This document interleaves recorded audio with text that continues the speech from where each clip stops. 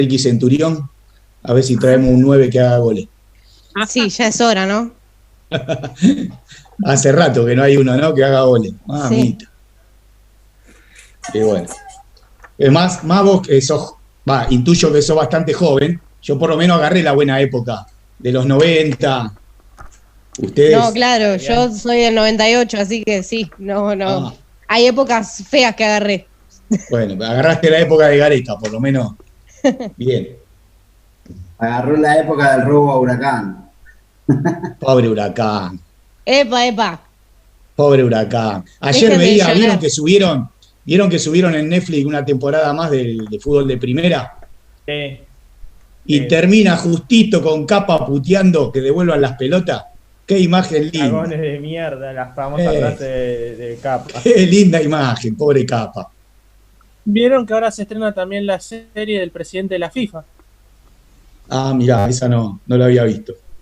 Sí, que trata sobre el escándalo que hubo en la FIFA hace unos años por el tema de corrupción y todo eso, que van a hacer la serie en Netflix.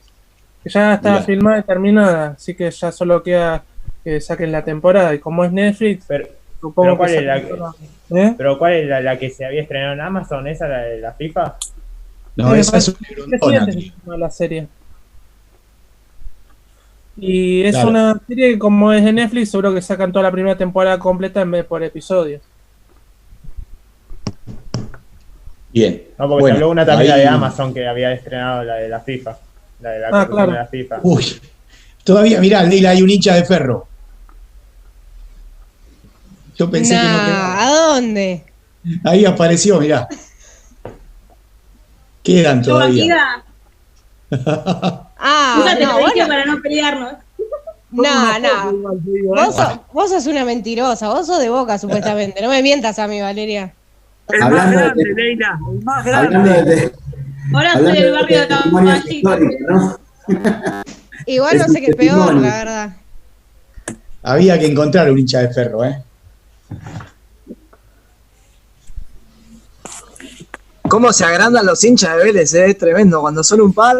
Soy de Almirante. Callate la boca porque vos sos de Almirante Brown. No podés decir nada de nada. Mirá, callate la boca. Aguante Casanova, Leila. Igual, a ver, para cerrar el tema, igual, acá el poder lo tengo yo. Derribamos mitos todo el tiempo. Siempre que hay una reunión encontramos 3, 4. Siempre hay presencia velezana en todos lados, así que... En el profesorado hay un montón de gente, no sé qué dicen, que somos 11, pero en 14. todos lados se instaló un mito, viste, que muy fácilmente rebatible. Bueno, ahí estamos. Bueno, ¿cuánto estamos? Acá 17. Bueno, son unos pocos. Bueno, les cuento que primero les había puesto que a lo mejor llegaba justo, porque recién terminé una mesa del profesorado de práctica, pero bueno, terminó recién. Y vengo esta es la 4ª videoconferencia del día. Así que vamos a tratar de hacerlo así como lo comenzamos. Relajado, sintetizar un poco el cuatrimestre, presentar lo que va a ser el segundo cuatrimestre y no mucho más. Y descansamos. Una cosita, tengo por acá, y quiero confirmarlo, los que me entregaron el trabajo, ¿sí? Por si alguno lo mandó y no me consta. Esto lo revisé hace 1 hora. Profe, disculpe una cosa. Sí, Hernán. Nosotros se lo vamos a mandar en unas horas. Ponele 1 o 2 horas cuando termine. Estoy hablando hasta hace 1 hora. Tranqui con eso. Con lo que falta, tranqui. Hasta acá. Tomás, ¿dónde estás? Arias, estaba recién Tomás. Se fue. Bueno, está recibido. Duarte y Leal, ahí las veo. Valeria, te veo. Y Belinda, ¿dónde está? Les podría pedir por única vez en el cuatrimestre verlos o verlas, porque hay caras que no reconozco o no conozco directamente. Si estás ahí, Belinda, ¿puede ser? Sí, ahora me fijo cómo activar esto y lo pongo. Dale, no sean vergonzosas, de última después se vuelven a apagar. Bueno.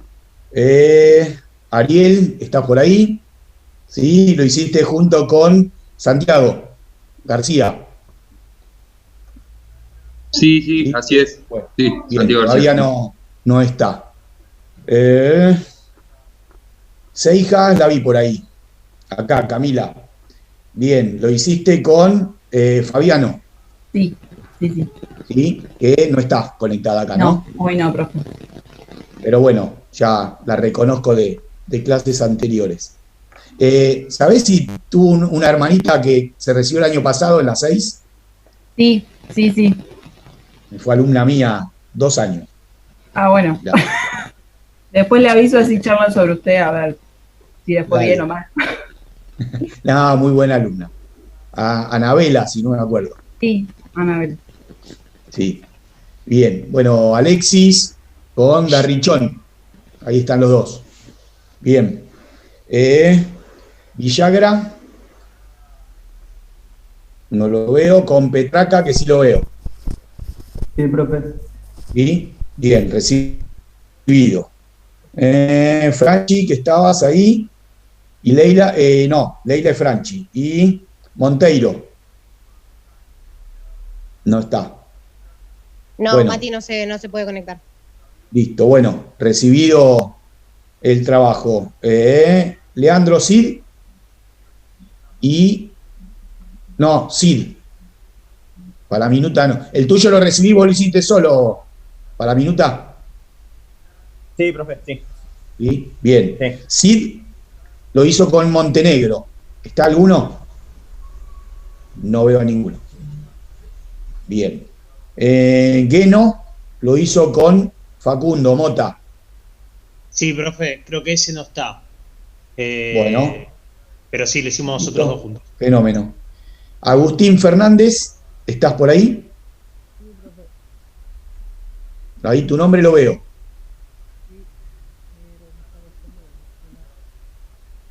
Bueno, y hasta ahí. ¿Alguno más que esté acá presente que haya enviado el trabajo? Sí, profesor, yo envié el trabajo también. Se me cortó la señal recién me Sí, reconecté. te nombré primero y no estabas. Listo, sí, está recibido, Tomás. Buenísimo. Bueno, listo. Les digo a los que entregaron y a los que no. Los que no, a ver, tranqui. Cuando puedan, lo van sumando. No hay. Si bien por una cuestión organizativa pusimos una fecha, bueno, a medida que puedan, lo van subiendo. Sabemos que entramos a partir de ahora, corto con ustedes acá, y entramos en receso de invierno. Lamentablemente, uno suele rajarse un par de días, aunque sea. Este año va a ser imposible, pero sí me voy a tomar un relax. Por lo tanto, les pido ahí, no pretendan las devoluciones de las correcciones en unos días, se las haré a principios de agosto. ¿Está? Por eso me quería quedar tranquilo que los recibí, los trabajos, pero a principios de agosto les haré las devoluciones. Quizás los vaya leyendo de a poco durante estos días y cuando nos encontramos en agosto les hago las devoluciones. Hasta ahora, profesor, ¿Bien? es el segundo profesor que entiende el concepto de receso. Lo felicito. Bueno, es que hay que, a ver, recién lo hablaba, estaba en la mesa de práctica de recién, con Laura Radetich y con Juan Madariaga. Y decíamos esto, cómo estamos laburando 3 veces en tiempo literal, en tiempo puesto a la docencia, el triple de lo que trabajáramos normalmente. Y lo que lleva la cervical, los ojos, yo digo, yo estoy acá desde las 2 de la tarde, una tras otra. Hay que desenchufar un poco, porque si no a ver, no es un desgaste, chicos, no es del bocho. Así que es complejo, así que el receso hay que tomarlo. Como yo digo siempre, mi receso para leer, yo me agarro un libro de Edad Media o leo algo que no es de mi materia, pero siempre relacionado a la historia. Si alguno me encuentra en la playa en el verano, me va a encontrar leyendo historia, difícilmente otra cosa. Pero lo lee desde otra manera, ¿no? De otro lugar. Bien, Así que sí, tratemos de tomarlo como receso. Ustedes como estudiantes, yo les decía la clase pasada, a veces aprovechan el tiempo de receso para bajar un poco y poder leer, si bien es obligatoria la lectura que les damos en las cursadas, uno lo puede leer desde otra manera, tratar de siempre de conectarse a la lectura de una manera placentera. Bien, así que aprovechando que tampoco van a tener mesas de examen en agosto, pueden aprovechar para leer más relajado, no leyendo obligadamente para un examen, sino para ir ganando lectura, nada más. Bien. Profe, ¿hoy Sí. es el último día de clases antes del receso o es la última clase de esta materia y todavía quedan unos días más de clase? No. Hoy es el último día y ya a partir del lunes es receso de invierno. Ah, listo. Bien. Así que esto ténganlo en cuenta también. Bueno, ustedes ya están en tercer año. Las 2 primeras semanas a la vuelta del receso tampoco hay clases porque se toman las mesas de examen. Que en este caso no hay mesas regulares, pero sí nosotros estamos afectados a las mesas que quedaron pendientes de marzo, solamente para los que están en la terminalidad. ¿Les llegó el comunicado del CAI al respecto? Sí, estábamos con problemas con eso recién igual. Bueno, ahí no sé cuál es el problema, pero les digo, lo que resolvió el CAI, que es el consejo que nuclea docentes, alumnos, resolvió que se tomen las mesas suspendidas de marzo solamente a los alumnos que están por terminar la carrera. Por ahora se va a tomar esas mesas. O sea, en el caso de ustedes no entrarían, porque no estarían en la terminalidad de este año.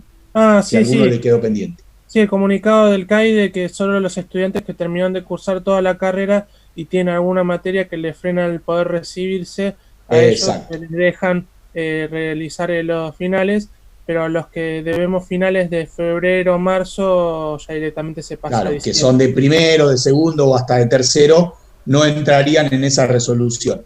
Bien. ¿Qué digo con esto? Que las 2 primeras semanas a la vuelta de agosto tampoco vamos a tener clase, porque aunque ustedes no tengan examen, yo sí voy a estar afectado a mesas. Bien. Así que retomaremos a mediados de agosto. Bien. Bueno, yo les tengo acá para compartir. Se los mandé hoy a la mañana. No sé si alguno lo vio. Pero bueno, en este esquema, ¿se logra ver ahí? Sí, perfectamente. Bueno, Sí, se ve, cambié la pero modalidad arriba- Power por la del Word porque me es más fácil de moverlo. Ahí está. Así que, bueno, acá lo que hago es básicamente una síntesis de conceptos de lo que ustedes hicieron en el último punto del trabajo, ¿no? Cómo se da esa transición de la baja Edad Media y el paso de lo que es la plenitud a la crisis del modo de producción feudal. Bien, y cómo a partir de allí las monarquías se fueron consolidando desde lo territorial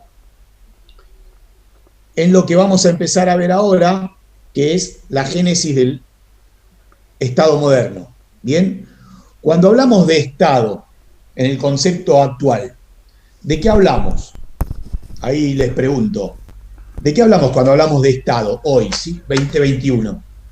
Y hablamos de una superestructura que tiene, bueno, yo todavía me quedé con los atributos de Gordon Child, ¿no? El monopolio de la violencia, la capacidad de recaudar impuestos. Bien, y para que haya un Estado que pueda ejercer este poder coercitivo, si querés, en algún sentido gramsciano también, ¿no? Pero desde el concepto de Estado, para que exista un Estado, ¿qué tiene que...? A ver. Y las instituciones, por ejemplo, que muchas se originaron en la Edad Media, que es un legado de la Edad Media, la génesis de esas instituciones que nos rigen hoy en día. Está bien, o sea que... Control territorial. Tiene que haber un control territorial. Bien, para que exista un Estado tiene que haber un territorio definido, ¿no es cierto? Bien, y un gobierno, si se quiere, tomando lo que decía Tomás recién. ¿Qué más? Y una presencia militar, podría ser. Para la autoridad y la alguien que controle o cuide ese territorio. Bien. ¿Y de qué otra manera también? No solo por la guerra, sino de qué otra manera. Conjunto de normas y leyes, puede ser. Bien, o sea que hace falta una diplomacia internacional que llegue a esos acuerdos. Bien. ¿Serían normas que regulen, digamos, lo interno y externo? Muy bien. Principalmente hablamos de un Estado hacia adentro, ¿sí? Normativas, constituciones, legislaciones. Bien, muy bien. Y por ahí alguien lo decía, el poder recaudatorio, ¿no? Que tiene el Estado. Bueno, todo eso, si lo vemos acá en el esquema, empieza a darse ya en el siglo XIII. En la Guerra de los 100 Años que veíamos el otro día, por lo menos en los casos emblemáticos de Francia e Inglaterra, veíamos cómo esas monarquías tendían a la necesidad de un ejército permanente. Hasta el siglo XII, esos ejércitos eran por levas circunstanciales a los ejércitos señoriales. A partir de aquí tenemos que empezar a hablar de ya ejércitos solventados económicamente por el Estado. Bien, van a continuar las levas, obviamente, lo veremos más adelante también, pero ya hay un ejército que es parte de la administración estatal. Bien, esos reyes también, nutriéndose de un cuerpo de asesores diplomáticos, económicos y administrativos, que acompañan la gestión política o político-económica. La Guerra de los 100 Años también nos mostró la tendencia a fortalecer la idea de territorialidad, ¿sí? Yo pongo ahí el concepto de nacionalismo entre signos de pregunta. A ver, porque el concepto de nacionalismo es un concepto más bien del siglo XIX, pero la idea de el pertenecer a un territorio a partir de unos orígenes nos pueden dar una aproximación a una idea de nación. ¿Estamos de acuerdo? Sí, porque el nacionalismo en el siglo XIX se conforma como una ideología de reivindicación del sentido de identidad nacional y cómo esa persona se identifica con eso por medio de una ideología, pero en esa época, en la Edad Media, existía el hecho del nacionalismo por ahí como medio de defensa de un Estado ante otros, en esa puja de poder, bien, ¿no? O sea, todavía no un Estado, pero sí en camino a hacerlo, que es lo que estamos viendo ahora.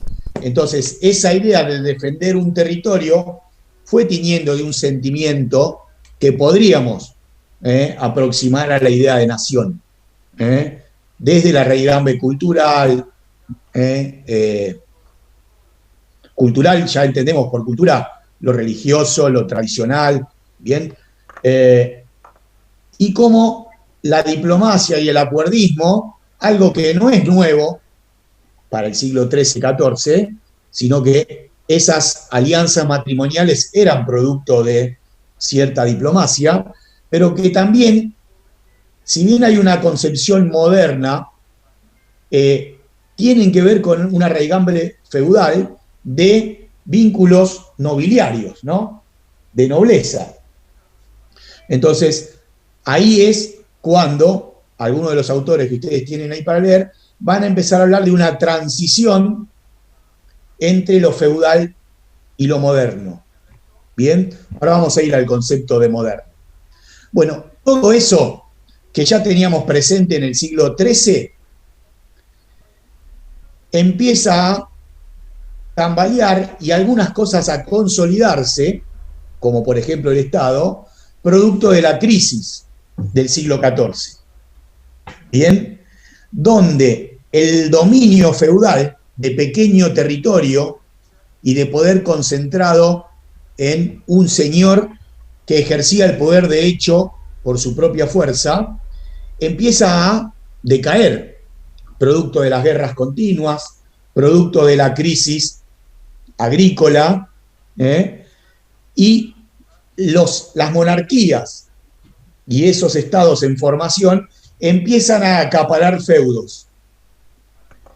¿Se acuerdan cuando hablábamos desde Anderson que decíamos tanto feudos como territorio eran la característica del feudalismo en la Europa occidental? Sí. Esa fuerza, dice Anderson, centrífuga, que se fue fragmentando en muchísimos territorios, hacia el siglo XV y XVI, también dice Anderson en su otro texto, el Estado absolutista, va a tender a converger. ¿Sí? Sí. Lo que era dispersión empieza a concentrarse. Perdóname, una pregunta. ¿Qué es lo que se concentra? El poder. Sí, Alexis. No, sí, discúlpame, pero el proceso digamos, de las monarquías empezando a recuperar poder político sobre los feudos es anterior a la crisis. Ya en el siglo XIII lo tenemos, ¿no? Exacto, claro, eso estamos diciendo. En el siglo XIII se empieza a dar y la crisis lo que hace es consolidar esa tendencia. Por eso los siglos XV y XVI, a la salida de la crisis, hace que se consoliden los estados y la tendencia a la concentración del poder. Ahí yo les recomendaba una cita la clase pasada que la voy a leer ahora. Esto es el tema 38 del libro Historia de la Edad Media, en la página 317. Y dice: los monarcas del siglo XV, o sea, después de la crisis, quebraron la omnipotencia de la nobleza, al tiempo que convertían a los organismos parlamentarios en meros instrumentos de su poder. Estos monarcas tenían en sus manos una serie de instrumentos: el ejército, la diplomacia, el aparato fiscal y la organización administrativa novedosa, que les permitía sobreponerse a las fuerzas disgregadoras y les ayudarán a consolidar los estados como entidades internacionales. Ven como en un parrafito sintetizamos esta idea que estábamos hablando recién. Y bueno, hacia el final del capítulo también hay una cita importante. Dice: fue el momento de la aparición y el desarrollo de los grandes organismos financieros. Acá habla de las familias importantes de Italia o del norte de Alemania como la otra pata que va a sostener esos estados. Vamos a ver cómo la burguesía en ascenso, todavía lejos de alcanzar el poder político, pero sí consolidándose desde el poder económico. Y la dualidad entre la burguesía en ascenso y la nobleza, que se resquebraja desde el señorial, pero que se apoya en las monarquías absolutas, van a ir funcionando de manera dual. ¿Sí? El motor económico, a partir del comercio y la expansión de la burguesía, va a sostener el poder recaudatorio de las noblezas. Pero acá desde la idea hay una cita de Dewey que es muy interesante. Yo siempre lamento todos los años haber sacado a Dewey, y digo, aunque sea este capítulo lo tengo que poner, de Guerreros y Campesinos, cuando dice que más allá de la crisis, todavía va a seguir pesando en el ideario el ánimo de progreso entendido desde la acumulación de poder. ¿Qué quiere decir esto? ¿Qué es lo que otorga el poder? Tanto al señor feudal como a estos monarcas nuevos, digamos, ¿no? Esta nueva idea de absolutismo. ¿Qué es lo que les da poder? Y el control de los recursos, el control de la tierra. Tienen fuerza militar. Bien. Para sostener el control de la tierra.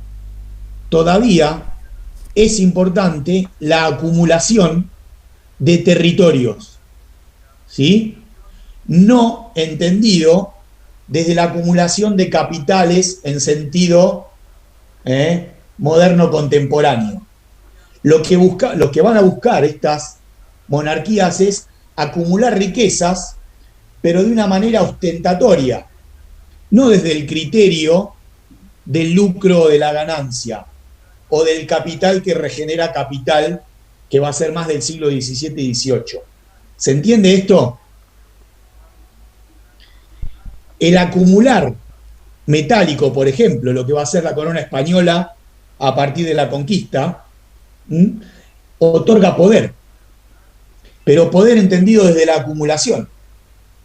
Acá va a ser una característica de la ostentación cortesana, la acumulación de corte, los grandes palacios. Ya veremos más adelante el emblema de esto que es la Francia de los Luises, principalmente Luis XIV. Perdóname, pero entonces... perdón. No, disculpa que te interrumpa así tan mal a veces, pero... No, dale. Pero en este caso, digamos, la corona española va un poco a contramano del resto, al buscar acumular en metálico, mientras los demás siguen buscando acumular en poder sobre territorios.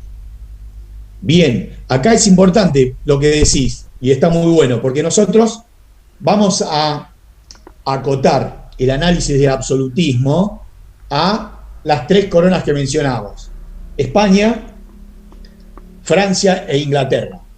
Después el texto de Anderson va más allá en el análisis. Nosotros nos vamos a quedar con esas tres. Lo que decís de España es un caso emblemático, lo habrán visto el año pasado, porque España sí acumula territorio, pero a partir de América. Bien. Ahora, ¿qué diferencia va a tener? Y esto seguro lo leyeron el año pasado en Americana. ¿Qué diferencia hay entre esa idea de acumulación de la corona española a partir de la circulación de metálico, digo, con lo que va a hacer Inglaterra? Puede ser que Inglaterra había desarrollado un mercado, o se había desarrollado internamente en realidad, y España vive a costas de lo que trae de América y no desarrolla fuertemente porque no había dejado una cosa así. Tenían políticas de las monarquías diferentes. Ahí va. Creo que tenía un desarrollo un poco más que tendía a lo feudal, el caso inglés en las colonias estadounidenses, y lo que fue acá, sobre todo por el tiempo y la explotación de las tierras, fue más tendiendo al capitalismo, digamos, al saqueo y a la acumulación de metálicos, sin desarrollar las fuerzas productivas. Ahí va. Mientras España sigue en el feudalismo, en un modelo ya obsoleto, Inglaterra está invirtiendo en la industria. Por ahí vamos, digamos, por ahí la inversión en industria es un poquito posterior, pero la idea es esta. El gran flujo de metálico que de España llega a América. Sí, básicamente ese flujo de metálico es utilizado por la corona española para comprar los productos que no manufacturan ellos, sino que se manufacturan en Inglaterra, en Holanda, en Francia, para justamente aprovisionar a las colonias. Bien, entonces el flujo trasciende a España. España trae el metálico, pero ese metálico es el motor del progreso en Europa, de intercambios y de la idea más inglesa y holandesa de la reinversión de esos capitales. Mientras que en España sigue todavía una idea de acumulación. Y acá, un poco lo que decían entre Diego y Leila, Inglaterra va tendiendo más a una mirada no tan territorial, sino más bien de mercado. Las teorías mercantilistas son propias del siglo XVI y XVII y de origen inglés, y ahí es donde hay una tendencia distinta desde la concepción de poder, acumulación y reinversión de esa acumulación. Mientras que Francia va a ir oscilando entre los dos modelos. Los Luises van a ser muy territoriales, también porque tiene que ver con el continente, ¿no? Pero también con algún incentivo a la industria. Mientras que Inglaterra, el criterio de territorialidad, desde su carácter insular, va a ser la ocupación de factorías y mercados. Y de ahí la expansión marina, el nexo con Holanda, con Portugal, con Bélgica, con otras potencias que tienden a los mercados marítimos. Bien, bueno, pero ahí ya me estoy adelantando al segundo cuatrimestre.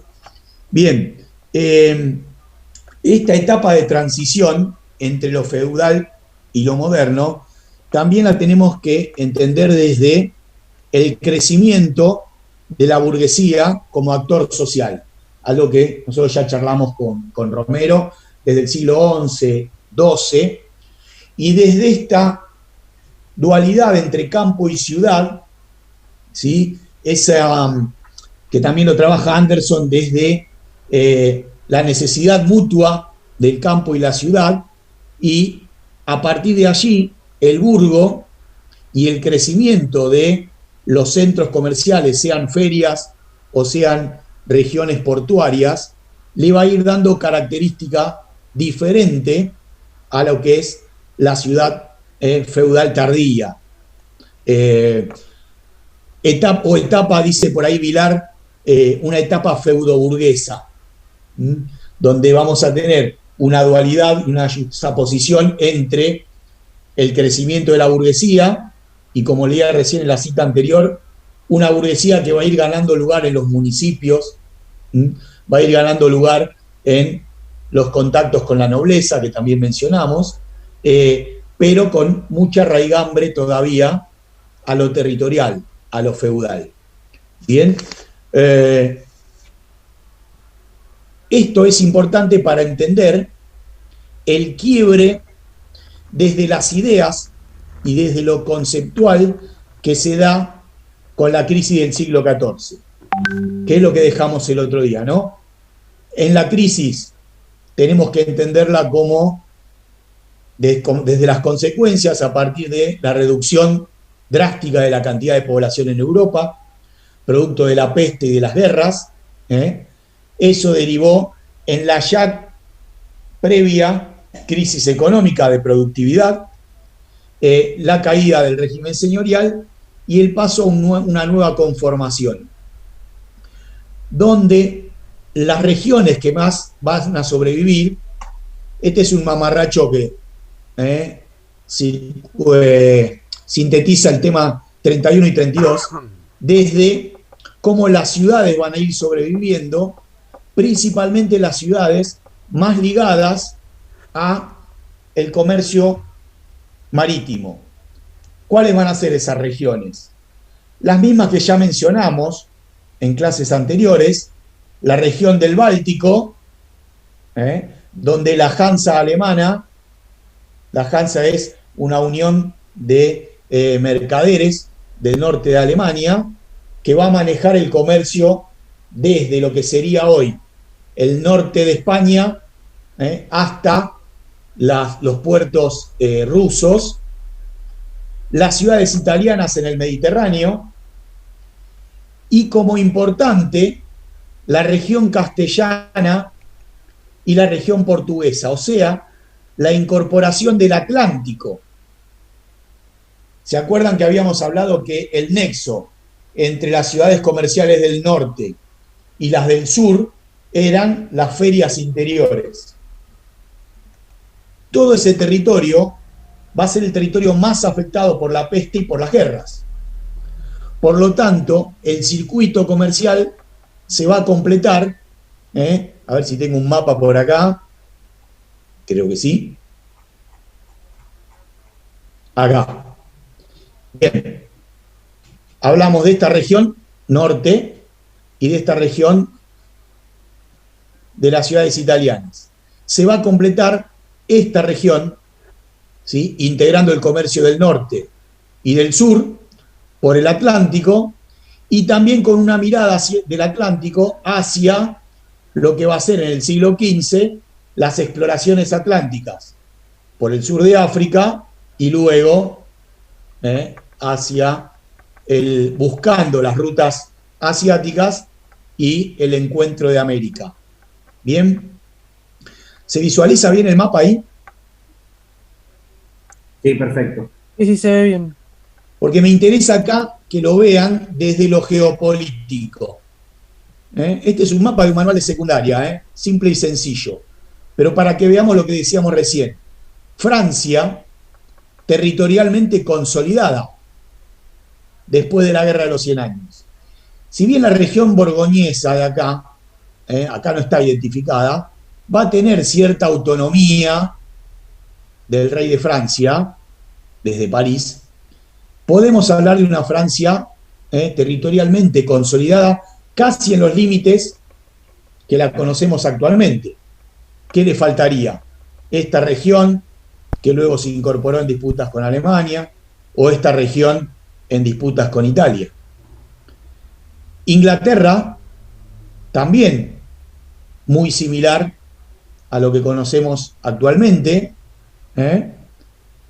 la región del Sacro Imperio, que acá está delimitada, pero también tiene, se nota acá, límites internos. Sajonia, Bohemia, Brandeburgo, Lorena, Suiza, Austria. Lo que hablábamos en la clase pasada. No hay una idea de concepción estadual como si la hay en Francia, sino que acá el poder va a quedar en príncipes locales, que van a tender a la dispersión. Esto se va a mantener así hasta el siglo XIX en esa región. Algo muy similar va a ocurrir en Italia, como se ve acá. Y otros reinos que ya, si bien van a sufrir la expansión ahora desde Oriente, de los turcos otomanos, pueden ir tendiendo a cierta consolidación territorial, como va a ser Polonia, Hungría, Lituania.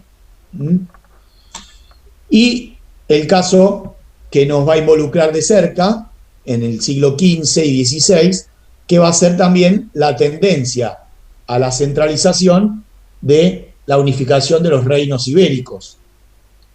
España, o lo que después llamaremos España, a partir principalmente de la unión entre Castilla y Aragón, con los reyes católicos, y luego se irán sumando el resto. Y también la disputa casi permanente entre la idea tendiente a la independencia del reino portugués, muy fagocitada desde Inglaterra,